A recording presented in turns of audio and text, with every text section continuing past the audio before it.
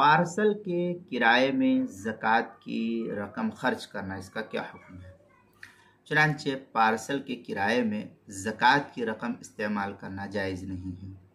अगर पार्सल के किराए में ज़कात की रकम खर्च की गई तो ज़कात की अदायगी जितना आपने खर्च किया है वो नहीं होगी।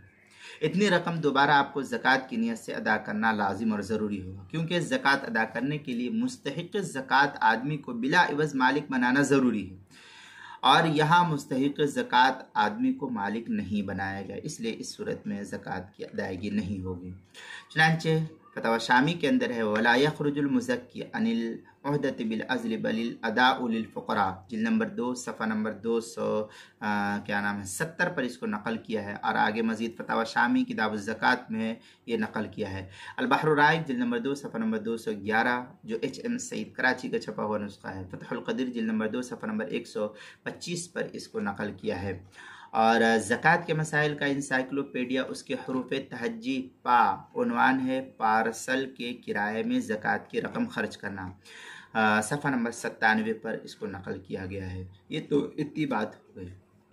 अब दूसरी एक और वजाहत जो किताबुल मसाइल वगैरह के हवाले से नकल की जाती है, मैंने इससे पहले भी वीडियो ज़कात के अंदर नकल की है, कि जो मनी ट्रांसफ़र होता है, तो मनी ट्रांसफ़र के अंदर मसलन आपको किसी शख्स को भेजना है 5,000 रुपया। अब 5,000 रुपये पर जो 100 रुपया लगाने का दुकान वाला पैसा लेगा, तो ये 100 रुपया उस 5,000 रुपये में काउंट नहीं होगा, क्योंकि यहाँ पर वही सूरत है कि वो मिल्क निसाब उसको आपने मालिक नहीं बनाया है। ऐसे ही पार्सल, जैसा कि अभी मैंने बताया कि कोई सामान किसी को भेजा ज़कात का, या कपड़ा है या और भी कोई चीज़ है, किसी शख्स को भेजा।